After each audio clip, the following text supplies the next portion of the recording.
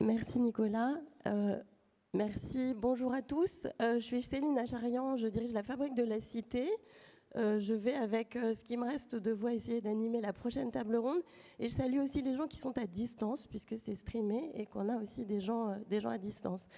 Alors, comme certains sont déjà venus la semaine dernière et ont vu qu'on avait un peu de suite dans les idées à la Fabrique de la Cité, on accueillait un événement de l'IGN le 24 au soir qui parlait de la souveraineté cartographique, et finalement on est assez vite arrivé à parler de littoraux, de cartographie du risque et de la sinistralité. Et puis le lendemain, on a fait un retour sur un voyage d'études qu'on avait fait en début juin à Venise et qui là aussi mettait au cœur des réflexions d'une quarantaine de personnes l'évolution nécessaire de la ville de Venise et ses efforts d'adaptation, d'un côté avec des solutions plutôt fondées sur l'écologie et d'autres des solutions plutôt fondées sur la technique et ces nouveaux équilibres à trouver. Donc on reste dans le thème finalement aujourd'hui.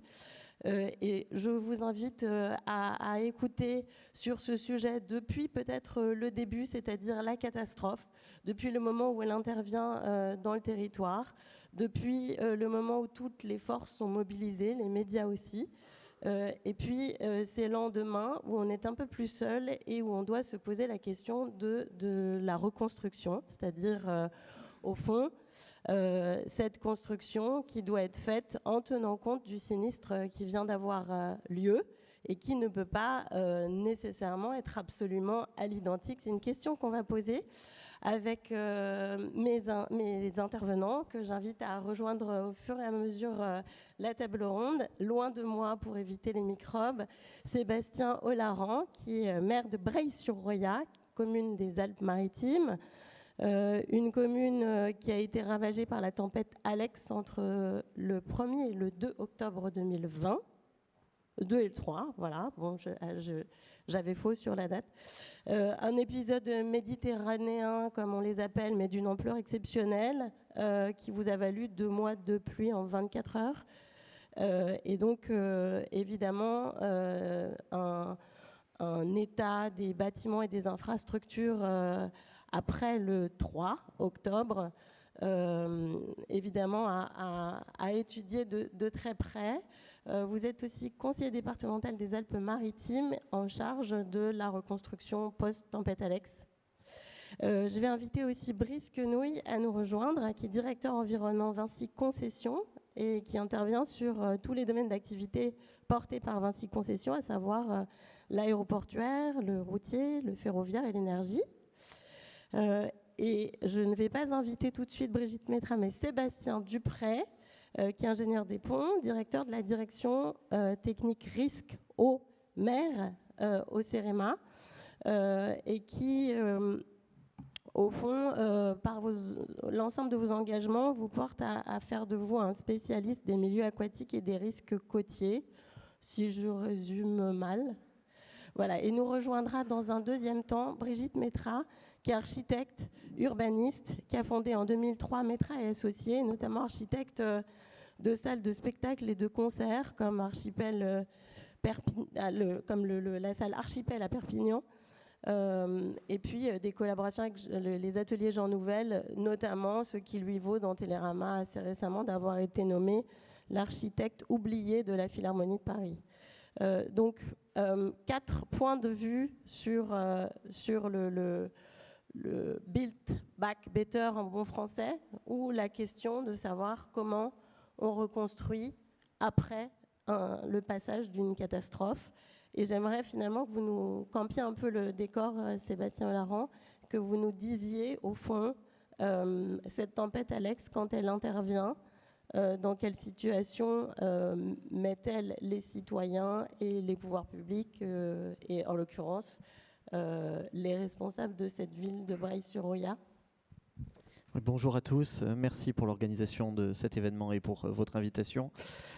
Effectivement, ma commune de Breil-sur-Roya a été dévastée dans la nuit du 2 au 3 octobre 2020 par la tempête Alex, qui était une crue torrentielle sans précédent, que nous n'avions jamais enregistrée avec une telle ampleur de mémoire d'homme et même de mémoire d'archives, qui en une nuit a emporté 3 vies humaines sur ma commune de Breil, a emporté 8 habitations, plus un hôtel, un camping municipal, qui a inondé une vingtaine d'habitations et une vingtaine de commerces, et dévasté de très nombreuses infrastructures publiques, presque 50 km de routes massacrées, une quinzaine de ponts, et puis beaucoup d'autres équipements sur la seule commune de Breil. Sur le seul patrimoine de la mairie de Breil-sur-Roya, on comptabilise 30 millions d'euros de dégâts, puisque nous avons été touchés aussi bien au niveau du bâtiment de la mairie, des services techniques, de la piscine municipale couverte, du terrain de foot, des terrains de tennis, des terrains de boules, des différents bâtiments communaux également, et plusieurs ponts, ce qui fait finalement un travail de reconstruction considérable devant nous.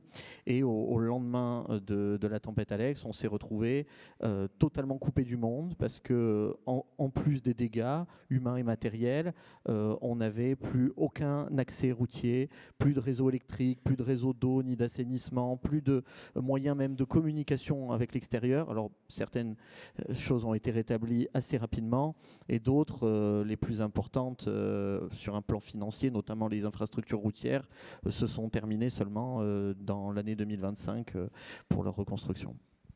Merci. Et ça a été évalué à peu près à 25 millions.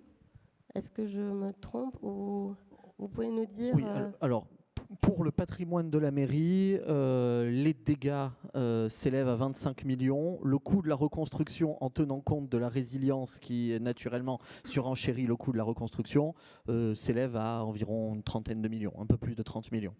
Merci, ça nous met directement dans le vif du sujet, puisque ce delta-là, c'est celui dont nous allons parler.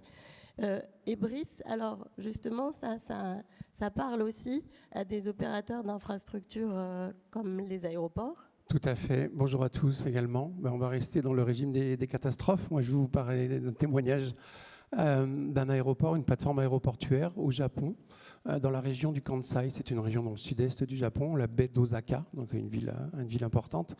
Là-bas, il y a un aéroport qui a été construit sur une île artificielle. Elle a été mise en service en 1994.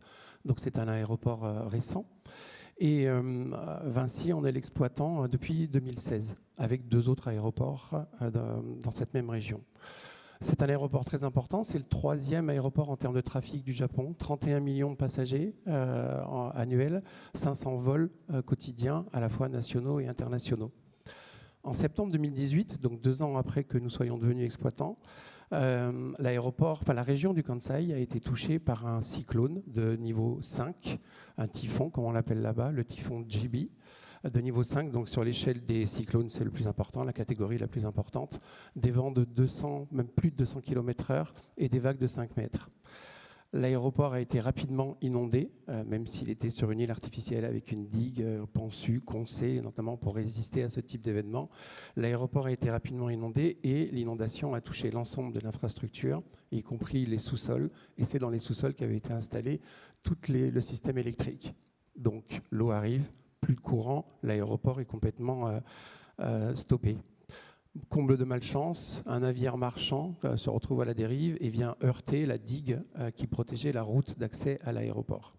Le trafic a été interrompu pendant 3 jours. Donc vous imaginez 30 millions, 500 vols par jour, l'impact que ça peut avoir, et puis l'impact sur l'ensemble du réseau, parce que les vols vont quelque part, il y a l'avion qui arrive quelque part, donc ça a été un très fort impact. Il y a une perte de revenus qui a été estimée à 50 millions d'euros sur ces 3 jours. Donc suite à cette catastrophe, il y a eu un grand plan d'investissement qui a été réalisé en 2021-2022. On est aux alentours de 150-200 millions d'euros. Rehaussement de la digue et renforcement de la digue. On a rajouté des blocs, des tétrapodes pour briser l'énergie des vagues, etc. On a aussi bien sûr travaillé sur le système électrique en relocalisant tout le système, en le localisant ailleurs. On a mis en place des portes étanches, etc. Donc tout un travail de réhabilitation, reconstruction, et bien sûr, comme vous l'avez dit, Build Back Better, on essaie de refaire ça en tenant compte de ce risque et en essayant de mieux anticiper des événements futurs. Ça n'a pas été la seule chose, donc tout un travail sur les infrastructures. On a aussi bien sûr travaillé sur la formation du personnel, la formation à l'anticipation, comment est-ce qu'on intervient dans ce cas d'événement pour limiter les impacts sur les passagers, sur le trafic, donc adoption de plans d'anticipation, plans de prévention, etc. Et enfin, nous avons également travaillé avec des chercheurs de l'Université de Tokyo, à établir des modèles prédictifs qui ont pris en compte justement l'événement Jebi pour dimensionner ce modèle-là afin de pouvoir modéliser des événements futurs de même type et les conséquences que ça peut avoir sur l'aéroport. Donc voilà, je pense que c'est un événement qui montre bien que les événements sont là, d'une part. C'est un exemple que nous avons eu, mais comme l'a dit Isabelle, Vinci, le groupe Vinci et Vinci Concessions a vécu d'autres événements climatiques. En France, on en a entendu parler, les incendies cet été qui a impacté le système autoroutier. Au Mexique, nous avons un aéroport à Acapulco qui a aussi souffert d'un cyclone. Et donc on apprend ça amène des questions. Est-ce qu'on peut se baser sur les événements passés pour dimensionner les infrastructures de ce jour ? Et donc intégrer, dès que l'opportunité se présente, ces conséquences du changement climatique. Merci. Alors, il y a déjà un peu, non seulement 2 étapes là qui sont franchies, celle du diagnostic, celle plutôt du décompte de l'ensemble des infrastructures qui ont été touchées, celle qu'il faut rétablir en priorité, celles qu'il faut rétablir parce qu'elles sont utiles, mais celles qu'il faut rétablir vite aussi parce qu'elles sont attendues. Je voulais juste, si on reste sur le moment du constat et de l'après-catastrophe, vous aviez aussi, Sébastien Olaran, une attente très forte des citoyens, et notamment une attente très forte dans un ordre particulier. Venez Brigitte, voilà, notre table ronde est au complet. Et merci de nous rattraper en route. Je vous ai déjà présenté et donc on va poursuivre. Donc vous avez forcément une immédiateté de réponse à apporter et pas forcément le temps de prendre la mesure, le diagnostic, de faire les études nécessaires pour la reconstruction Build Back Better. Dans un premier temps, on refait vite et on refait utile. Oui, effectivement, c'est tout l'enjeu, c'est-à-dire faire en sorte de reconstruire vite tout en tirant les leçons de l'événement. C'est ce qui nous incite d'ailleurs dans un premier temps à rétablir à la fois les infrastructures routières, mais aussi les différents réseaux de façon provisoire, en sachant qu'il y a une urgence à pouvoir rétablir tous ces services qui sont essentiels pour la population et tous ces accès, mais qu'il va falloir ensuite prendre le temps d'étudier le phénomène, de voir quelles sont les pistes de résilience et ensuite y revenir pour faire quelque chose qui soit pérenne et qui tire toutes les leçons de l'événement. Donc évidemment la solution la plus évidente c'est de faire du provisoire en sachant que le provisoire est souvent encore moins résilient que ce qu'il y avait avant. Donc il faut surtout résister ensuite à la tentation de se dire bon bah ça marche comme ça, on peut le laisser. C'est un peu ce qui se passe aujourd'hui dans une vallée voisine de la mienne où 5 ans après les infrastructures routières sont toujours en provisoire, alors que dans la vallée de la Roya, on a reconstruit des ponts, des routes de façon résiliente. Mais je pense qu'on y reviendra. Alors, au moment du diagnostic, cette fois, je vais me tourner vers vous, Sébastien Dupré. Et là, on fait appel à de l'ingénierie et on se pose la question, dans un premier temps, de la mesure, de ce qui s'est passé, de l'ampleur de l'événement. Et puis, finalement, il commence à faire référence. Si c'était jamais produit dans le passé, comme vous avez dit l'un et l'autre, c'est à partir de cet événement qu'on calcule le risque. Et c'est un peu votre sujet au CEREMA. Oui, merci de nous avoir invités pour en témoigner. Je vais rebondir sur ce qui a été dit. C'est vrai que pour pouvoir reconstruire better, voilà, dans ce concept, on a besoin de connaissances. Voilà, et on ne peut pas se satisfaire simplement que de l'événement qu'on a vécu comme base de travail pour plusieurs raisons. D'abord parce que parfois l'événement qu'on a subi, il est d'une certaine nature. Par exemple, si je prends une tempête bien connue des années 2010, elle avait la tempête Xynthia, par exemple, et elle a apporté sur le territoire un certain nombre de phénomènes. En 99, c'était d'autres phénomènes. Et donc, on doit avoir une compréhension, si on veut reconstruire, de l'avenir, et notamment des différents risques qui vont pouvoir se combiner ou qui vont pouvoir agir. Donc, pour reconstruire, on a besoin de connaissances.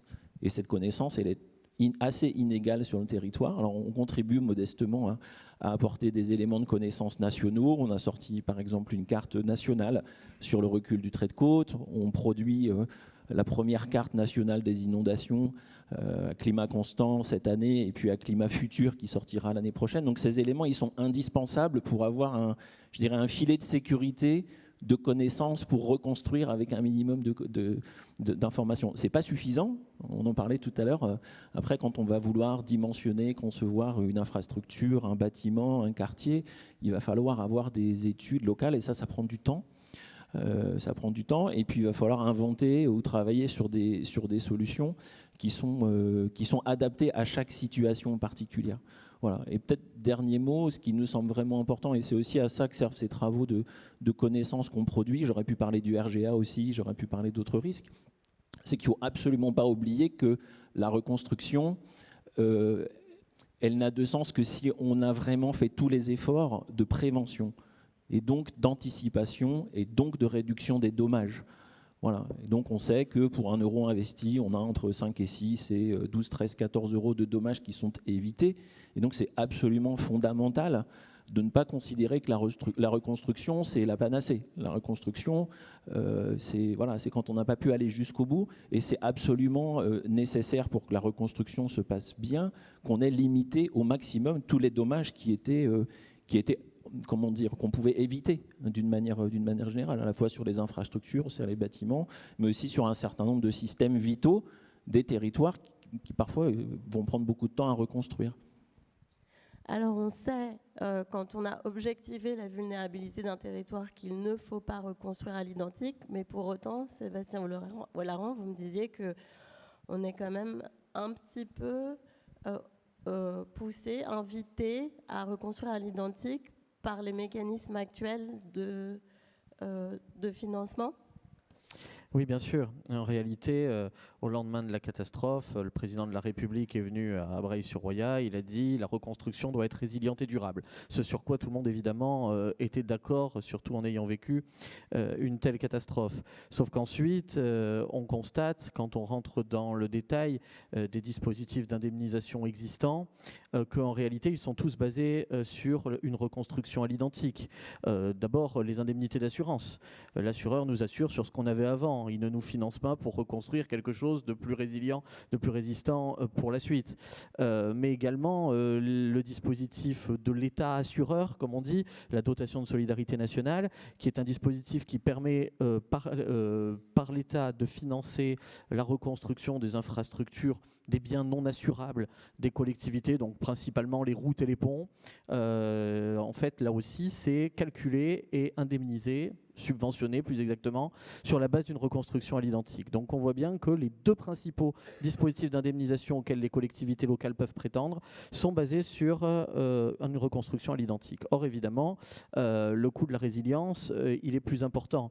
Et en l'occurrence, on voit bien que j'avais un pont à la veille de la tempête Alex qui faisait une 20aine de mètres. Il a été emporté et la rivière a pris quasiment 60 mètres de largeur. Qu'est-ce qu'on fait? On remblaye le lit de la rivière et on refait un pont de 20 mètres parce que c'est ce que l'État me finance.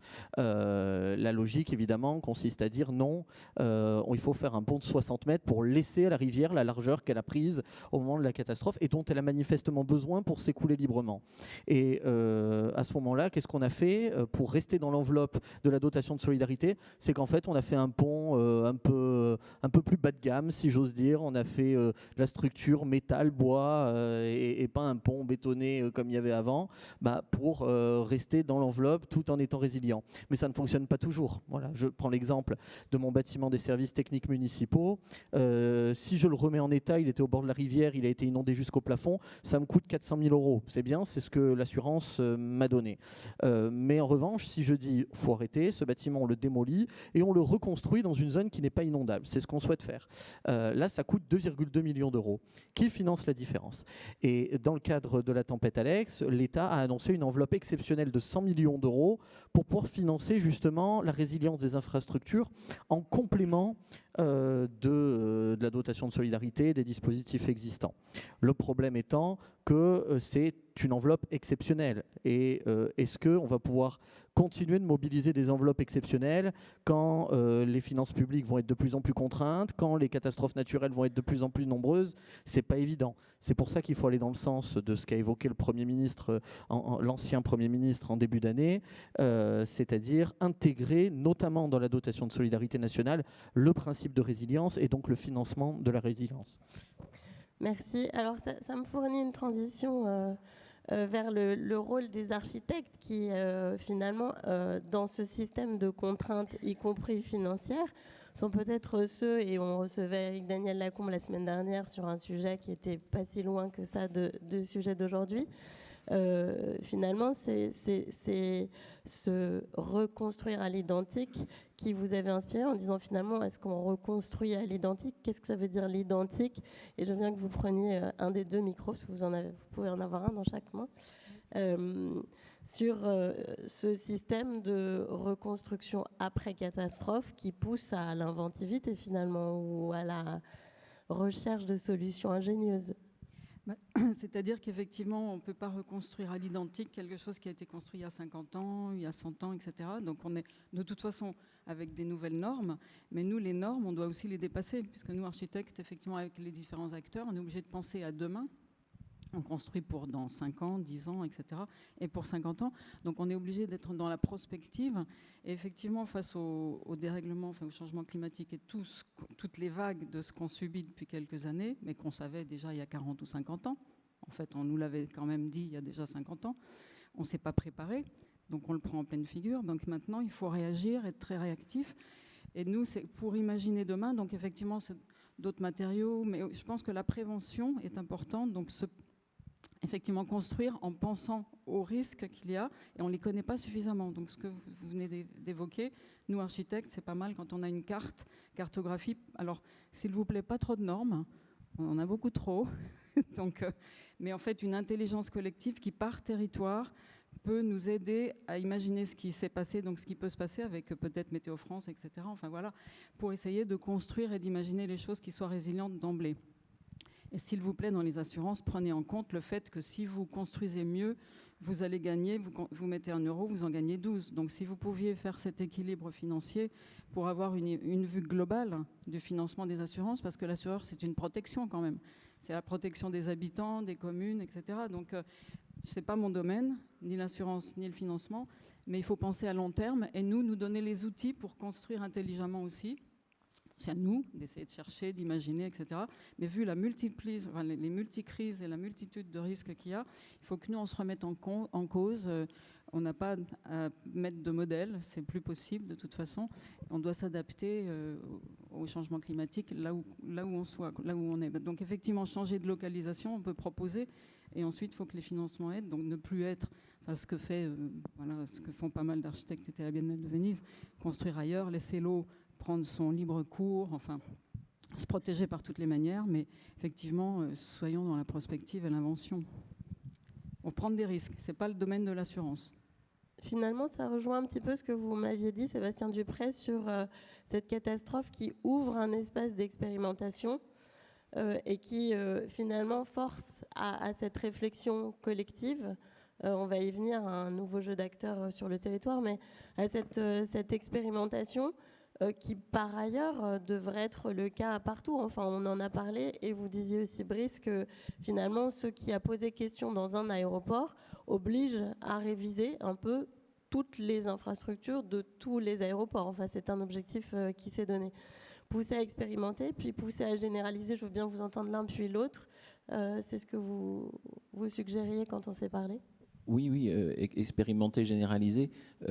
Expérimenter parce que on a des formes extrêmement différentes pour répondre à une solution donnée, et à chaque fois elle est locale en fait.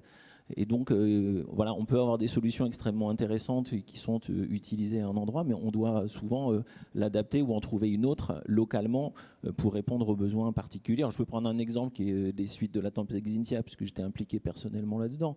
On voit bien que à très court terme, comme vous l'indiquiez, on a géré l'urgence. Mais ensuite, on a inventé des nouvelles formes de mobilier urbain, par exemple, dans les zones soumises à la submersion marine, qu'on a inventé des nouveaux types de protection collective, qui sont celles qui permettent de limiter beaucoup les dommages, mais qui ont des effets négatifs aussi, il faut bien l'avoir en tête. Mais donc ces solutions, elles ont été inventées, et elles ont été inventées en ayant finalement une bonne compréhension des besoins de tous les acteurs, de la collectivité, des usagers, des artisans qui étaient juste derrière un certain nombre d'ouvrages.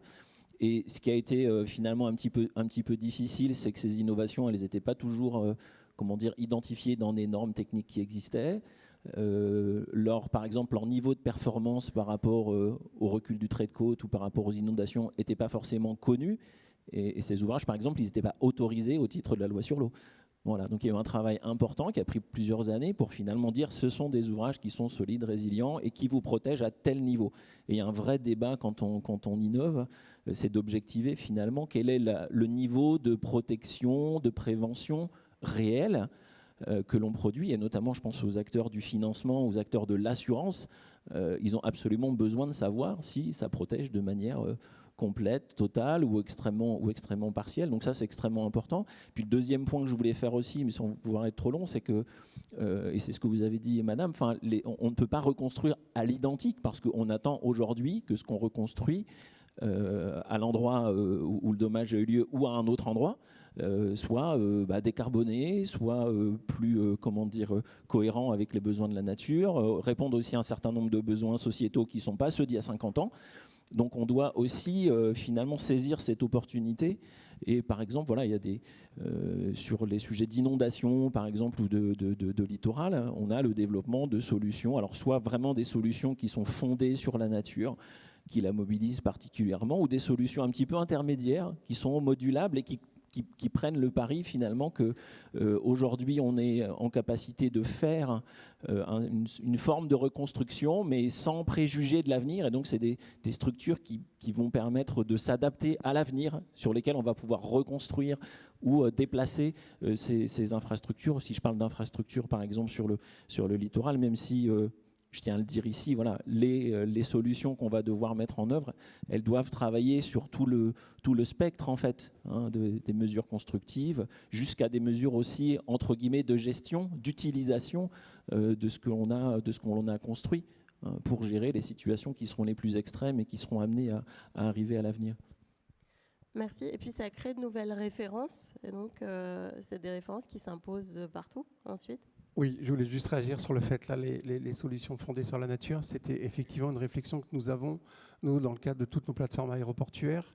Les plateformes aéroportuaires, souvent plusieurs dizaines d'hectares planes, et donc qui peuvent être souvent, pas avoir un fort risque d'inondation. Beaucoup de ces aéroports qui ont été construits il y a 40, 50, 60 ans, voire plus, le drainage, donc la gestion des eaux, est faite que l'ensemble des eaux est récupéré par un système d'assainissement envoyé dans les réseaux locaux. Et lorsque nous réfléchissons aujourd'hui à des réaménagements des aéroports ou lorsqu'on renouvelle les concessions, on propose maintenant très souvent une autre façon de gérer les eaux avec une amélioration de l'infiltration sur place à travers des noues, etc. Donc des solutions fondées sur la nature pour éviter d'engorger justement ces réseaux. Vous vouliez réagir ? Oui, bien sûr. Non, par rapport à l'identique, pardon, je pense que j'ai oublié de mentionner quelque chose, c'est-à-dire c'est plutôt l'habitabilité, c'est-à-dire quand on reconstruit un logement, on ne peut pas le reconstruire comme avant, parce qu'effectivement avec les canicules, de toute façon, il faut être la protection contre la chaleur, effectivement les canicules nous prennent plein fouet, donc on ne peut plus du tout construire à l'identique. Je pensais juste les brasseurs d'air, et là je discutais avec quelqu'un de CDC Habitat, il faut mettre des moustiquaires dans le sud. Pour ouvrir les fenêtres la nuit, pour pouvoir ouvrir les fenêtres, il faudrait des moustiquaires, sinon ils sont mangés par les moustiques. Donc c'est des tas de choses qui viennent. On va mettre des moustiquaires maintenant dans les projets dans le sud, vous imaginez peut-être, CDC Habitat va l'inventer, va l'ajouter. Donc c'est des choses, on doit toujours, tout le temps remettre en cause sur l'habitabilité. Donc des logements traversants, ce qu'on n'a pas fait pendant les 20 dernières années. Bon, maintenant, ça devrait être obligatoire, pas forcément par des normes, mais par le savoir-faire, par le bon sens. Donc en fait, on est obligé de nous adapter. Donc reconstruire à l'identique, c'est s'adapter à un climat actuel et de demain. Donc on doit construire à Paris comme à Barcelone. On va construire aujourd'hui un petit peu comme dans le sud, et plus le temps va passer, plus on va prendre les habitudes. Voilà, il va y avoir un plan volet, par exemple. Je plaisante, mais c'est des choses bien concrètes. On va remettre les protections extérieures, pas forcément le volet roulant, qui n'est pas forcément thermiquement très performant, et en plus c'est assez moche. Donc on est obligé de reprendre des habitudes ancestrales à la limite, mais donc de construire à l'identique, c'est plutôt une habitabilité identique qui s'est adapté avec le nouveau climat. Donc il faut que les assureurs soient souples, qu'ils soient un peu plus souples dans notre normalisation des choses. Il faut que notre cerveau s'adapte, parce que les normes, elles mettent du temps. La lettre, il faut être dans l'esprit et non pas à la lettre. Il faut être plutôt dans l'esprit de la norme plutôt que à la lettre, c'est tout. Oui, merci beaucoup, parce que c'est effectivement ça qui est en jeu, c'est-à-dire c'est qui on met pour évaluer le post-catastrophe, c'est-à-dire établir de nouvelles normes et s'affranchir des anciennes. On est obligé d'expérimenter, c'est ça aussi. Et puis c'est aussi nécessairement mettre autour de la table tout un tas d'acteurs au niveau local, comme vous l'avez dit, puisque la solution souvent elle se trouve dans un lieu particulier et elle n'est pas forcément réplicable, toutes choses égales par ailleurs. Donc c'est à chaque fois un jeu d'acteurs localement qu'il faut asseoir autour de la table et qu'il faut faire réfléchir. Vous l'avez vécu, Sébastien Olaran. Est-ce que les assureurs et les banquiers étaient aussi autour de la table pour réfléchir à ces solutions dans la vallée de la Roya ? Alors, il y a eu effectivement au lendemain de la tempête Alex un certain nombre d'expertises qui ont été réalisées, certains qui ont porté sur le volet bâtimentaire, d'autres sur le volet exposition risque. C'est d'ailleurs ça qui a orienté les arbitrages qui ont été faits sur l'habitabilité ou pas de certaines zones, savoir quelles étaient les habitations qui pouvaient demeurer en étant protégées, en étant adaptées, et quelles sont celles au contraire qui devaient être tout simplement rachetées et démolies dans le cadre du fonds Barnier. Donc il y a eu pas mal d'expertises, mais elles ont été réalisées en général par les services de l'État ou par des bureaux d'études qui étaient mandatés par les services de l'État. Ce n'est pas un travail auquel ont été associés ni les assureurs ni les banquiers. Les échanges qu'on a pu avoir avec les assureurs portaient uniquement sur est-ce que les sinistrés sont bien indemnisés ou pas, comment on peut faire pour traiter plus vite les dossiers. C'était plutôt des sujets qui étaient uniquement dans la conséquence de la tempête Alex. Il n'y a pas eu d'échanges, en tout cas auxquels j'ai participé ou dont j'ai eu connaissance, qui ont permis de les associer au choix d'aménagement futur. Et Sébastien, vous disiez, pardon, Sébastien Dupré, de Sébastien, vous disiez aussi que ça reposait sur un constat commun, une analyse commune, partagée, objectivée. Et là, finalement, vous jouez un rôle aussi au CEREMA, qui consiste à faire asseoir tout le monde autour d'un certain nombre de diagnostics partagés. Oui, il y a deux phases qui sont vraiment importantes. Enfin, monsieur le maire, vous le direz bien mieux que moi, mais il y en a vraiment deux phases. C'est que déjà, il faut quand même partager le bilan de ce qui s'est produit, dire comment ça s'est passé, voilà, où est arrivé l'eau, qu'est-ce qui a été endommagé, qu'est-ce qui a été emporté, qu'est-ce qui était vital et dont on n'a absolument pas pu se passer et qu'on a dû reconstruire dans l'urgence, typiquement avec des ponts de secours qu'on gère par exemple au CEREMA. Et puis qu'est-ce qu'on a choisi de reconstruire dans une deuxième dimension, dans un deuxième temps. Et puis il y a un deuxième temps, c'est que en fait la reconstruction c'est un projet en fait de territoire. Et donc il faut que ce projet il soit élaboré avec l'ensemble des acteurs. Alors je peux peut-être témoigner des crues de 2016-2018 en Île-de-France où ce travail il a été fait. Alors il a été impulsé dans un contexte qui était un petit peu difficile localement, donc il y a une volonté de faire se mettre les différents acteurs autour d'une table, les acteurs d'un territoire. Les grands gestionnaires de réseau, les gestionnaires de logements, un certain nombre d'entreprises, mais aussi les acteurs du territoire de l'amont en fait. Donc ces questions de périmètre, elles sont extrêmement complexes, elles sont extrêmement sensibles aussi, puisque voilà, en fonction de la nature du territoire, si on parle des inondations par exemple, il faut associer des gens à la bonne échelle sur le bassin versant. Si on parle d'autres types de phénomènes, c'est pas forcément la même géographie. Mais c'est vraiment absolument indispensable pour faire une reconstruction qui a du sens et qui rassemble des conditions de réussite. Et là, typiquement, voilà, identifier que parmi les difficultés, c'est le fait que beaucoup d'eau venait de l'amont et arrivait trop rapidement à l'aval, que ça a permis de mettre en place un projet de territoire qui a traité des questions de reconstruction de bâtiments, d'un musée, d'infrastructures, mais aussi finalement d'améliorer le fonctionnement de l'ensemble du bassin versant et de redonner un peu de place à la rivière, de garder de l'eau à l'amont. Et tout ça, c'est dans un dialogue assez large, y compris avec les professionnels du monde de l'agriculture, des associations du monde de l'environnement, qui a permis de reconstruire un projet et donc une adhésion.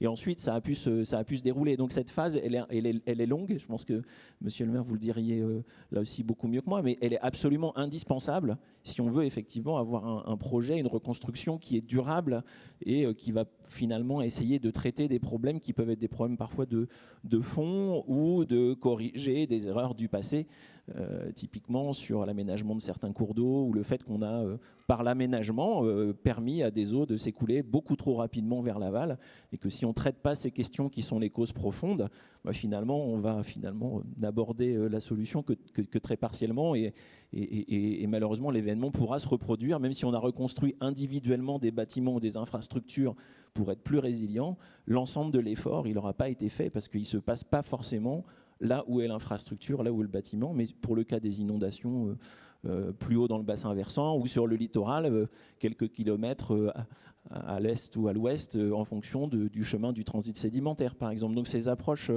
à une échelle territoriale qui est adaptée, elles sont vraiment fondamentales, au risque sinon de ne traiter qu'une partie du problème et pas les causes profondes.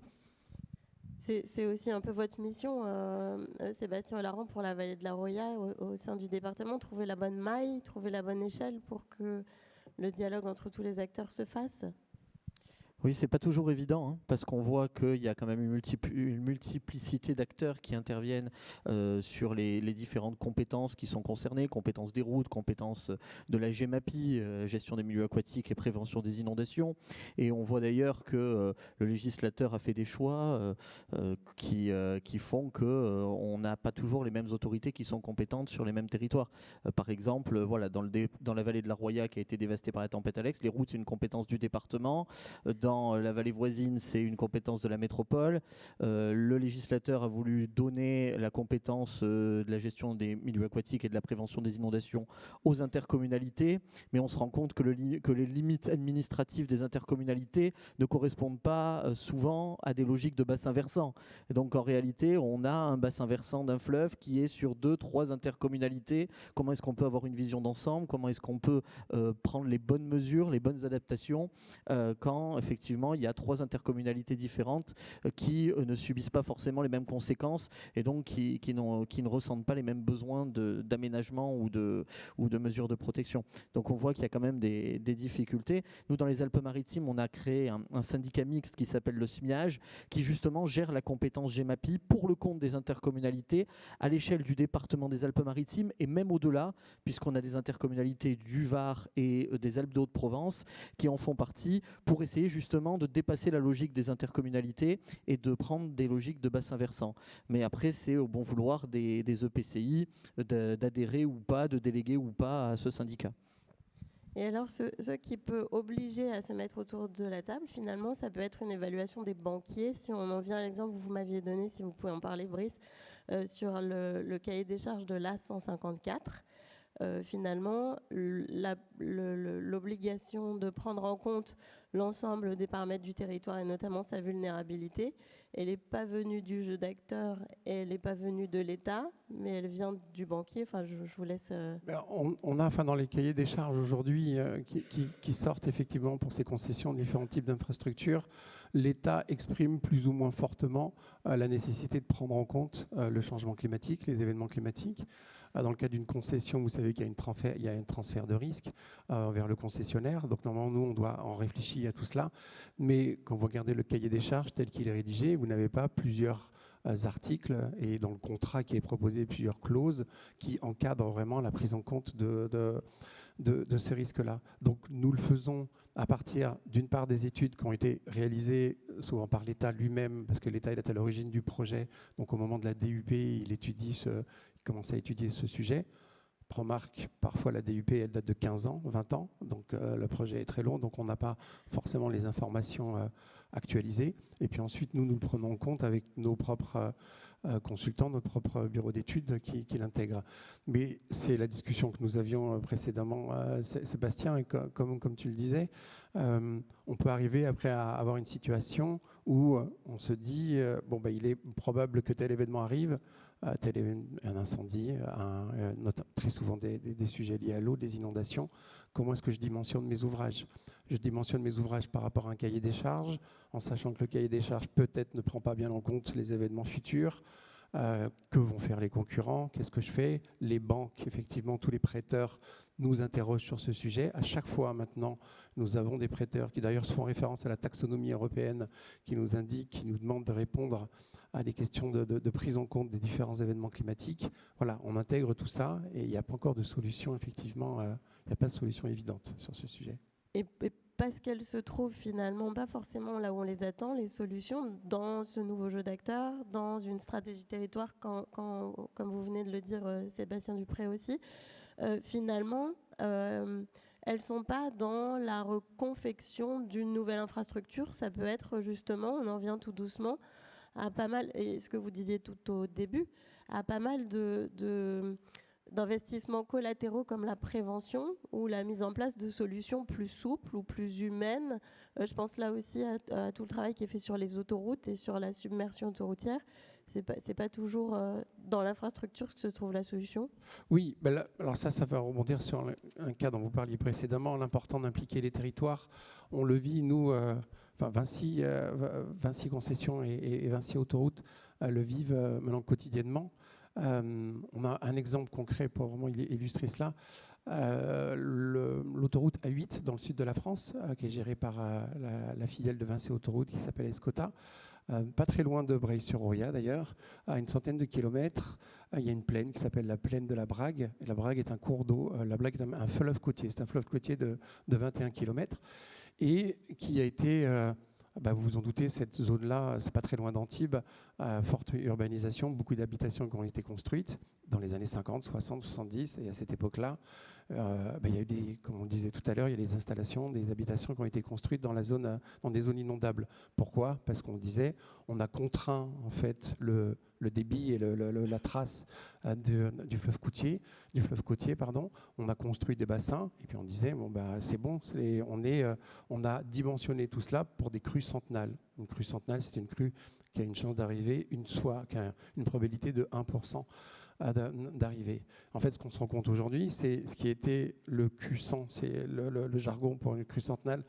Le Q100 des années 50, c'est le Q50 d'aujourd'hui. Donc, la probabilité est beaucoup plus importante qu'elle arrive. Et donc, dans ce secteur de territoire, en 2015, par exemple, il y a eu une très très forte inondation qui a amené, je crois que c'est très rare en France, l'État et les acteurs locaux à racheter des maisons et les personnes et à exproprier des personnes. Il y a tout un secteur qui a été exproprié parce que trop soumis au risque d'inondation. Dans ce paysage, l'autoroute A8 passe un peu vers le sud, pas très loin de la mer, et elle a été construite dans les années 50. Et à l'époque, la décision a été prise de réaliser pour assurer la transparence hydraulique, non pas un pont, mais une succession de buses. C'était aussi pour des raisons géotechniques. La solution pont avait été étudiée, mais problème de portance, de sol, etc. Il y a une batterie de buses qui a été construite. Vous avez à peu près une dizaine de buses de 3 mètres de diamètre. Une buse, c'est les grands tuyaux, des grands tubes, qui assurent cette transparence hydraulique. Et puis, le temps passant, avec les habitations qui ont été construites, la contrainte du cours d'eau, des événements d'inondation sont apparus de plus en plus fréquents. On en a vécu 10 au cours des 10 dernières années, parce que le constat, c'est quand vous contraignez le cours d'eau, en fait, vous renforcez son débit, donc l'eau arrive à plus grande vitesse au niveau de l'ouvrage, au niveau de ses buses. L'eau, en descendant, embarque en plus des embâcles, des déchets, du bois, etc., qui vont avoir un effet barrière au niveau de ces buses. Et donc, au cours des 10 dernières années, c'est arrivé... une dizaine de fois où l'eau est passée par-dessus avec inondation, soit sur une voie, et c'est arrivé 3 fois, je crois, 2 voies. On est quand même sur une autoroute, juste avant Antibes, 130 000 véhicules jour. Donc vous imaginez l'impact que ça peut avoir et l'urgence ensuite après de rétablir la circulation. Et là, on est vraiment dans un sujet territorial parce qu'on sait qu'effectivement, il y a une problématique de conception au niveau de cet ouvrage, mais le problème n'est pas que là. Le problème est en amont aussi sur la façon dont on a géré ce cours d'eau. Et comme le disait Isabelle, en amont, tout le monde est d'accord pour dire qu'il faut vraiment faire quelque chose et agir, mais en aval, qui quelque part aujourd'hui sont protégés un peu par ces évaluations, ils sont un petit peu moins chauds pour agir. On se demande qu'est-ce qui va se passer si vous augmentez la transparence. Donc voilà, il y a tout ce sujet et discussion après discussion, nous avons lancé là, en accord avec l'État, une étude de faisabilité de la transformation de cet ouvrage. Donc c'est un investissement de Vinci Autoroute sur ce projet-là, mais qui se fait avec l'ensemble des acteurs du territoire. Et finalement, cet effort d'adaptation qui est celui qu'il faut assumer, dont parfois il faut assumer la charge et les finances. Vous disiez, Sébastien Dupré, il faudrait pouvoir se doter du même référentiel d'effort d'adaptation à la vulnérabilité que ceux qui existent pour objectiver la vulnérabilité elle-même quand on s'est parlé. C'est-à-dire que mesurer l'ensemble des démarches qui sont faites, des démarches d'adaptation qui sont faites dans ce collectif qui est formé par les acteurs d'un territoire. Oui, bah c'est un travail qu'on engage, mais sur la base que ce qui était dit juste avant, là, ce que disait Brice, c'est qu'en fait, un projet, que ce soit un projet de reconstruction ou un projet neuf, en fait, c'est un compromis en réalité. C'est un compromis entre ce qu'on sait faire, hein, techniquement, parce qu'il y a des choses qu'on sait faire, il y a des choses qu'on ne sait pas faire. C'était de très bon exemple, on aurait voulu faire un pont, on a mis des bus, parce que techniquement, il y a des choses qu'on peut faire ou qu'on sait faire. Voilà. Il y a aussi ce qu'acceptent les citoyens, la société civile. On voit bien quand on fait des projets de reconstruction sur le littoral qu'il y a des choses qu'on accepte dans un certain nombre de zones qu'on ne peut peut-être pas implémenter ou accepter sur le littoral parce qu'on y vient pour ses loisirs, on a des attentes architecturales et paysagères qui sont très très fortes dans certains endroits. Et puis il y a aussi ce qu'on peut s'offrir.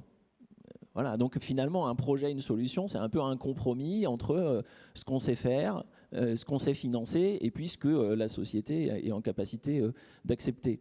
Et donc aujourd'hui, il existe un certain nombre de référentiels de vulnérabilité, peut-être pas d'ailleurs suffisamment, mais par exemple sur les inondations, il en existe un, il a été mis en place en 2014 par le ministère de l'écologie avec l'aide du CEPRI et du CEREMA. Aujourd'hui, on a quasiment des outils presse-bouton qui disent, bah voilà, si je suis soumis à inondation, hop, j'ai le résultat des indicateurs. Donc ça, c'est finalement, c'est extrêmement accessible aujourd'hui, ce qui était dit tout à l'heure par Madame aussi, je pense, était assez proche de ça. Et aujourd'hui, finalement, ce qu'on a besoin de savoir, c'est finalement si ce compromis, on est allé le chercher aussi loin qu'on pouvait, finalement. Et notamment, si on veut accompagner les territoires dans le mieux et dans une reconstruction qui est ambitieuse, bah, il faut aussi pousser que sur les différents leviers d'action que l'on a, on est allé le plus loin possible. C'est difficile à évaluer. Néanmoins, c'est absolument indispensable. Et au final, c'était le dernier mot que je voulais adresser, mais qui m'échappe. On a absolument besoin finalement de récompenser l'effort, soit au travers de l'assurance, soit au travers de modalités de financement qui sont un peu ambitieuses parce qu'on est allé chercher un peu loin et on a besoin aussi de ces leviers. Et donc ça fait un lien vraiment entre les questions peut-être un peu techniques et les questions de financement et d'assurance que vous évoquerez dans la deuxième table ronde. Parce que l'assurance, elle n'est pas à côté, il n'y a pas les solutions et l'assurance. C'est quand on a trouvé son projet, de toute façon, on ne pourra pas construire pour se protéger de l'ensemble des risques acceptables par les citoyens et finançables. Donc il y a un moment, il y a une limite et c'est là que l'assurance prend le relais. Donc là, il y a un pont et je pense que pour que le dispositif assurantiel puisse être efficace, pour que les investisseurs acceptent d'investir sur des projets qui sont à risque, il faut montrer que l'effort a été fait. Voilà, donc il y a quelques travaux qu'on lance sur ce sujet, effectivement. Alors merci, mais j'ai envie de dire, vous rendre la parole, Brigitte, vous qui construisez pas qu'en France, est-ce que cette culture du compromis et de la co-construction, c'est quelque chose qu'on arrive moins à faire qu'au Danemark ou en Suisse, par exemple, où, ma foi, on sait mieux s'écouter entre différents métiers, j'allais dire, toutes les bonnes fées qui se penchent sur une reconstruction sont plus capables de s'écouter en Suisse ou au Danemark, par exemple? Alors, moi, pardon, moi c'est une expérience assez ancienne, hein, mais effectivement il y a énormément, enfin beaucoup moins de normes. J'ai construit en Suisse par exemple quand j'étais chez Nouvelle, il n'y a pas de normes de garde-corps par exemple. Un vitrage de garde-corps, j'étais complètement sidérée, c'est juste très épais. Et ça fait 2 cm d'épaisseur, personne ne passera jamais à travers. Donc il y a beaucoup moins de normes, mais elles sont toutes respectées. Donc maintenant il y en a peut-être une là-dessus, mais il y en a beaucoup moins, elles sont toutes respectées, c'est le bon sens. Et au Danemark c'est un petit peu la même chose. Les normes handicapées, il n'y a pas les 15 cm, 3 cm, la poignée, etc. On peut aider quelqu'un, on peut l'accompagner, mais on va partout. Les handicapés vont partout. Donc il y a une culture, et nous, c'est un changement de culture, je pense. C'est le moment, il faut être agile. C'est des choses très nouvelles et qui sont très diversifiées sur notre territoire qui est diversifié. Donc comment aider les architectes aussi, qui peuvent inventer, mais avoir les bons outils, les bonnes informations pour pouvoir construire pour demain, et en prévention, parce que c'est vraiment là où il y a la reconstruction. Mais maintenant, il faut qu'on pense à l'échelle du territoire, comment construire pour demain de manière plus préventive. Et ce que je disais tout à l'heure, pas forcément par une addition de normes, comme vous dites, c'est tel organisme, enfin et voilà, ils ne se parlent pas entre eux. On n'a pas cette culture du compromis. Moi qui ai travaillé 15 ans à l'étranger, je ne la comprends pas vraiment. Pourquoi, enfin, on ne va pas parler de politique aujourd'hui, mais franchement, c'est le bon sens, quoi. Le bon sens, il y a des éléments de bon sens qu'il faut qu'ensemble on dise « ok, faisons ça ». Donc je pense pour le dérèglement climatique et la construction de demain, c'est le bon moment. Peut-être de diffuser l'information de vos recherches, qu'elle soit bien diffusée pour que nous, on puisse réagir dans tel ou tel territoire. Donc il y a des PLUI, vous savez, il y a des PLU, etc. Mais ce n'est pas la peine de donner des normes, mais de dire attention, d'ouvrir l'esprit des architectes, des constructeurs, de toute la constellation qui construit, de dire faites attention, mais mettez-vous autour de la table avec chacun sa prérogative, son problème, et avoir des solutions communes. Moi, au Danemark, effectivement, quand je construisais une salle symphonique compliquée pour Nouvelle, le client venait avec un problème, il voulait son monte charge à tel endroit, nous on voulait que le foyer soit, etc. La semaine d'après, il venait avec une solution pour répondre à notre problème et nous à la sienne. J'ai jamais vu ça en France. En France, chacun reste dans son silo. Moi, j'ai raison, j'ai le pouvoir, j'ai raison, même s'il n'a pas le savoir. Enfin, voilà. Changeons un peu de culture. Et c'est le moment, puisqu'on est face à des défis énormes. Il faut protéger les gens, protéger la société, et faisons-le en commun. Et nous, on veut bien prendre des informations et vous proposer des solutions. Mais c'est vrai que si on peut partager plus largement ces expériences et en faire pas des normes, mais un savoir-faire de bon sens et de bonne volonté, entre guillemets, et je crois que c'est le moment, parce qu'il faut que demain soit plus résilient et qu'on protège les gens, parce l'assurance est là pour les protéger. Donc faisons ensemble, trouvons les moyens de protéger et nous d'empêcher. Bon, s'il faut construire des bâtards d'eau dans les projets, on fera ça, quoi. À Lucerne, en Suisse, on a construit pour Nouvelle toujours au bord du lac. Écoutez, contre les inondations, c'était en 2000, en 92, le concept. Ils avaient prévu de faire un mur de parpaing. J'ai jamais entendu que le bâtiment ait été inondé. Il y a 2 canaux dans le bâtiment, ils sont au bord du lac, en dessous du niveau. Ils n'ont jamais été inondés. Quand c'est en amont, on prévient, ils construisent un mur en parpaing. C'est quelques heures. Donc c'était prévu en 98.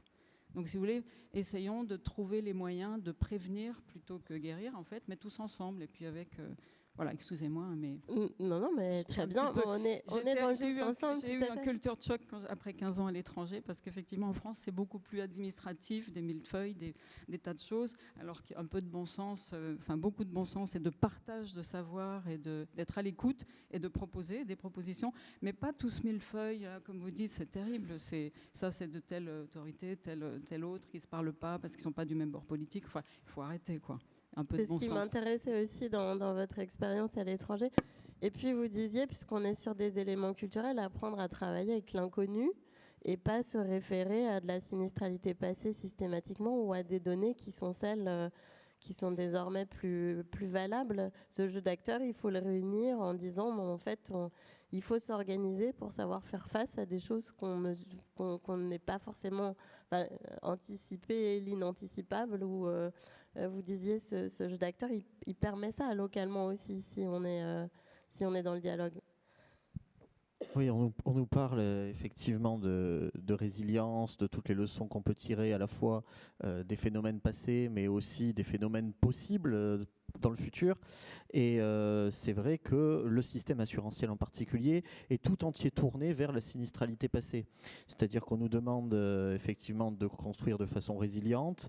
Et je me suis retrouvé dans cette situation avec la commune de Breil-sur-Roya. C'est-à-dire que nous avons en 2024, quelques semaines après avoir perçu une partie de l'indemnité d'assurance de la tempête Alex, été littéralement viré de notre assurance. Et aucun autre assureur n'a accepté d'assurer la commune de Breil. Et en réalité, j'ai essayé désespérément d'engager un dialogue avec les assureurs. En direct, c'est compliqué, donc beaucoup par voie politique et médiatique. Et moi, je disais, mais regardez tout ce qu'on a fait pour justement que notre commune soit moins à risque, y compris pour l'assureur qui acceptera de nous couvrir. Et en face, on nous répondait, ah mais relevé de sinistralité, au cours des 5 dernières années, vous avez eu tant de sinistres, ça a coûté tant. Bon, en plus, la plupart des sinistres ont coûté 0, mais il y en a un qui a coûté 6 millions, la tempête Alex. Et à partir de ça, c'était rédhibitoire. On était dans la tache noire du léopard, c'est ça? J'avais un doute avec le guépard. Mais c'est une vraie difficulté qui touche d'ailleurs de plus en plus de collectivités. Je disais, j'ai entendu ce que madame disait sur la construction d'un mur en parpaing. Alors nous, c'est un peu différent, mais par exemple, on s'est rendu compte que le centre historique était et resterait en zone inondable parce qu'on ne peut pas raser le centre historique de Breil-sur-Roya. Et donc, on a fait un partenariat avec une société qui s'appelle Flowstop, qui construit des systèmes de bâtards d'eau qui nous permettent, en cas d'alerte, de venir calfeutrer toutes les portes et toutes les fenêtres de nos bâtiments communaux. On paye 7 000 € par an pour louer tous ces équipements, pour qu'il y ait une maintenance aussi qui en soit assurée. Cette société, je l'ai rencontrée sur le stand de mon ancien assureur. C'est eux qui me l'ont suggéré, et en bon élève, et en plus parce que ça correspondait à ma préoccupation, on a été dans ce sens-là. Ça n'a pas empêché de nous virer quelques semaines plus tard. Et malheureusement, je me rends compte qu'on ne regarde pas suffisamment l'évolution et la résilience, et on regarde beaucoup trop la sinistralité passée. Et je pense que ça va être un problème qui va ne faire qu'augmenter dans les prochaines années, parce qu'il y a de moins en moins d'assureurs qui acceptent d'assurer les collectivités, et évidemment des collectivités qui ont de plus en plus besoin d'être assurées parce que le dérèglement climatique est à l'œuvre, et sans parler des autres phénomènes de type émeutes qui sont aussi un coût très important pour les assureurs ou pour les collectivités. Merci Brice, vous me parliez d'un système d'appel d'offres brésilien qui semblait relativement intéressant. Oui, effectivement, dans l'exemple de ce qui peut se passer à l'international, donc Vinci Concession est présent au Brésil. Nous exploitons plusieurs aéroports et aussi des autoroutes. Et donc, le Brésil, certains États du Brésil sont très actifs. Il y a des grandes routes, vous imaginez, vu la taille du pays. Et donc, il y a des concessions nouvelles ou des renouvellements de concessions. Et donc là, il y a plusieurs projets que nous suivons, plusieurs projets de développement. Et on ne l'a pas vu en France. Je vous disais tout à l'heure que dans les contrats français, le sujet de l'adaptation n'est pas clairement identifié. Ce serait souvent ramené au sujet de la cas de force majeure. Mais donc, ce n'est pas de l'anticipation, c'est si ça arrive. Et le contrat qui nous est proposé dans les concessions brésiliennes oblige à réaliser dès la première année et ensuite tous les 3 ans des études de vulnérabilité de l'infrastructure. Donc il nous est demandé de regarder analyse d'exposition d'abord au changement climatique, quels sont les risques, les principaux risques, et ensuite analyse de vulnérabilité. Et sur cette base-là, il est écrit noir sur blanc dans les contrats que, en fonction des résultats, eh bien, le concédant, donc l'État, ouvre la porte à des discussions s'il y a besoin, des aménagements supplémentaires, etc. Et ça, c'est une vraie respiration, quelque part, que nous avons, parce que, comme je dis, en France, on n'a pas ça. Et c'est un début de quelque chose, mais en tout cas, c'est une reprise de reconnaissance de la part du concédant que ce sujet existe, qu'il est très compliqué, qu'on ne peut pas uniquement le reporter sur le concessionnaire et qui doit ouvrir à discussion. Merci beaucoup. Peut-être que, on a entendu, je pense, les grands enjeux de cette question d'assurer l'adaptation.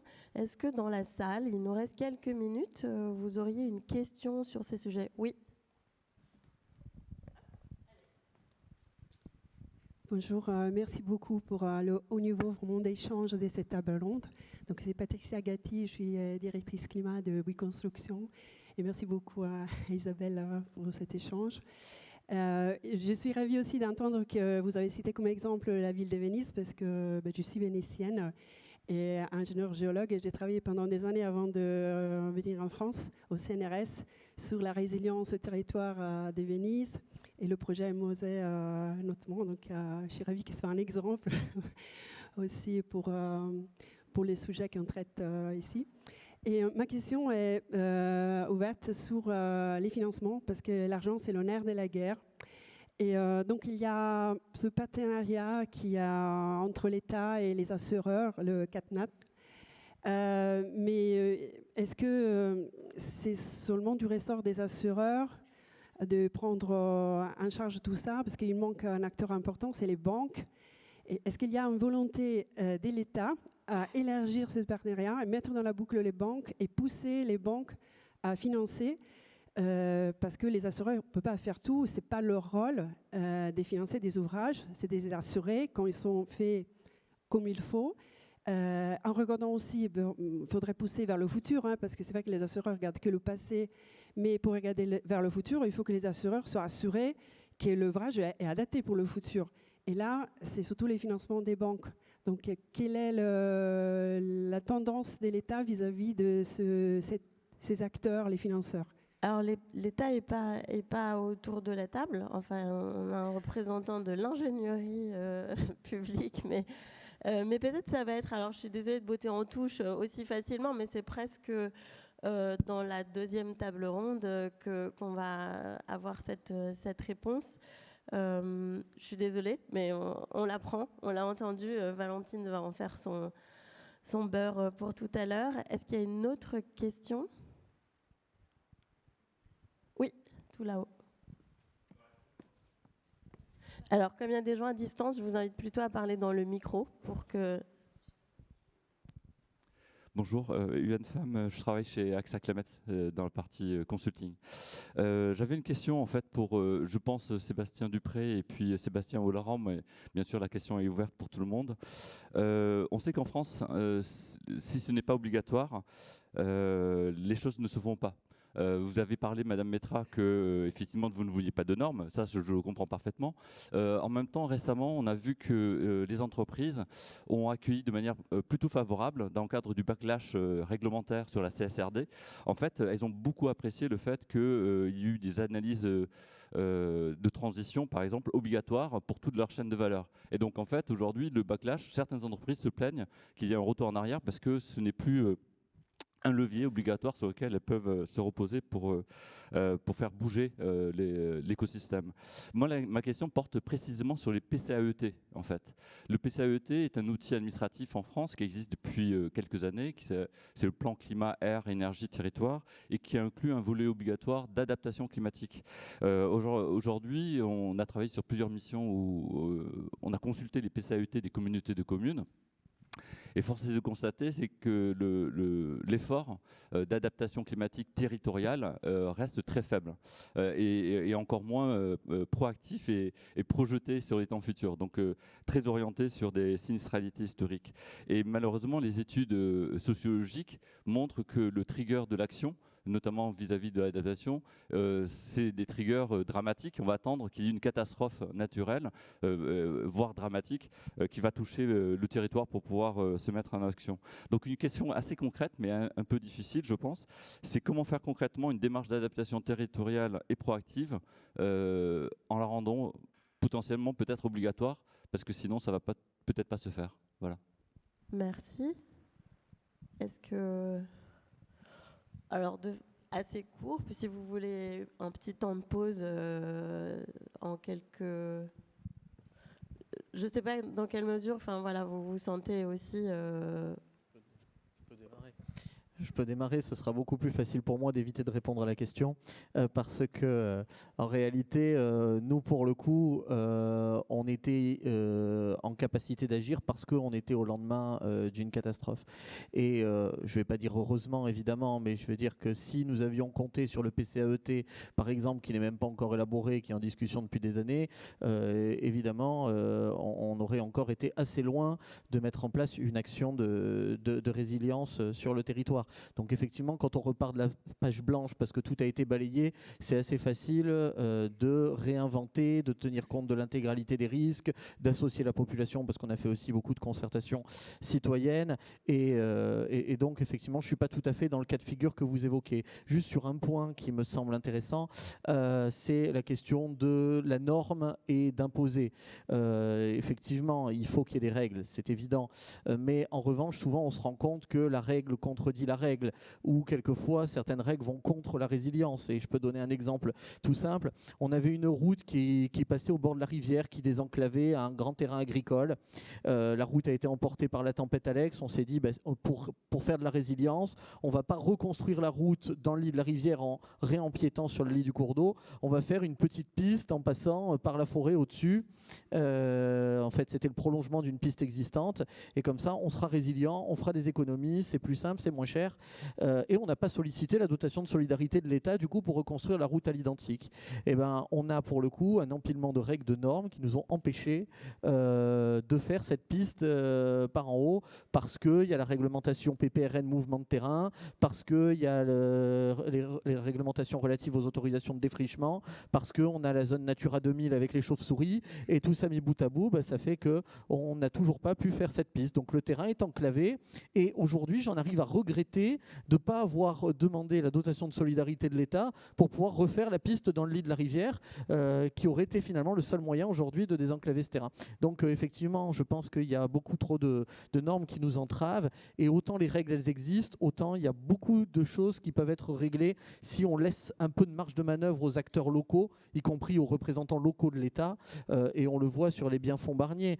Personne ne dit exactement où se situe le curseur entre le bâtiment qu'on peut laisser et le bâtiment qu'on peut démolir. Et à la limite, heureusement, parce que si tout devait être dans la loi, on aurait des aberrations en traduction concrète. On voit bien que c'est dans le dialogue qu'on trouve des sortes de compromis, et qu'on arrive à faire quelque chose qui correspond et aux enjeux du territoire, à ce qui est réalisable, aux contraintes financières, aux attentes de la population aussi. Merci. Oui, deux petites choses pour compléter ça, parce que derrière la question de la norme, en fait, il y a des questions qui sont extrêmement différentes, donc peut-être amener des éléments de témoignage. Simplement, je pense qu'il y a un certain nombre de normes aujourd'hui qui seraient utiles et qui peuvent faire défaut. Enfin, voilà, on sait qu'un certain nombre de bâtiments, d'équipements sont en zone inondable. Voilà, donc il y a de toute façon, quand on construit, et notamment quand on est un architecte, un certain nombre d'obligations minimales qui sont absolument pas normées en France. Voilà, et ça, je dirais, ce serait un peu le filet de sécurité qui permettrait de faire pas mal d'économies pour ceux qui ne sont pas suffisamment informés, pour les maîtres d'ouvrage qui n'ont pas suffisamment d'ingénierie. Voilà, et derrière les normes, on a quand même on a une pléthore en France, mais on en a qui sont parfois des obligations de moyens, et parfois plutôt des obligations de résultats. Et celles que vous évoquiez tout à l'heure, qui sont des obligations de moyens, en fait, souvent, elles sont extrêmement bloquantes, elles tuent un peu l'innovation. Et on voit bien qu'en matière de prévention des risques, on a besoin finalement de fixer plutôt des obligations de résultats et ou de fixer les référentiels. Donc là, un témoignage, puisqu'on accompagne des ports civils et des ports militaires dans leur adaptation. Voilà, il y a eu beaucoup de réflexions conduites par un certain nombre d'acteurs portuaires, mais avec un risque qui était extrêmement important pour eux, qui était de dire quel est le niveau de changement climatique que je prends, quel est donc le niveau de la mer que je prends, puisque voilà, si j'en prends un très élevé, je vais peut-être être protégé, mais je vais peut-être finalement limiter la compétitivité. Donc, je n'ai pas trop envie de le faire savoir. Et donc, il y a besoin aussi de fixer finalement un peu les niveaux d'ambition qu'on va se fixer dans un certain nombre de cas, parce que c'est libérateur des énergies. Sinon, on a, du fait de la concurrence, notamment entre les acteurs économiques, on peut avoir finalement une action qui n'est pas aussi engagée qu'elle devrait l'être. Et le deuxième sujet, puisqu'on parle de normes et de choses constructives, il y a quelque chose qu'on n'a pas évoqué depuis le début, et c'est normal, c'est qu'il faut construire, il faut reconstruire, mais il faut aussi apprendre à vivre différemment dans les lieux, dans les constructions, exploiter différemment les infrastructures à l'avenir. Voilà. Et ça, c'est quelque chose qui est absolument fondamental. Alors, on le voit bien quand on travaille, par exemple, avec des acteurs économiques comme des ports, où il y a des choses qui sont accessibles par la construction, par le dur, par le déplacement de bâtiments, par des choses comme ça. Mais il y a une partie importante de la réduction de la vulnérabilité du territoire qui se fait par des règles de gestion, par des réflexes. qui doivent être écrits, mis en œuvre. Alors vous évoquez la question des bâtards d'eau sur des bâtiments, mais il y a tout un tas de mesures de gestion aussi ou de mesures de vie dans ces bâtiments qui doivent aussi évoluer, qui doivent être connus et qui doivent aussi être valorisés, parce que l'effort va vraiment jusqu'au bout quand on va jusque dans le quotidien de la vie et de la gestion de ces bâtiments, de ces infrastructures. Et ça me semble un point vraiment important aussi, pas forcément le plus facile, mais aussi important. Merci beaucoup. On va s'arrêter là. On va s'arrêter là pour 10 minutes de pause, mais c'est 10 minutes. Donc je vous donne rendez-vous dans cet amphithéâtre dans 10 minutes pour la deuxième table ronde qui, elle, s'appelle « Adapter l'assurance ». Merci, à tout de suite.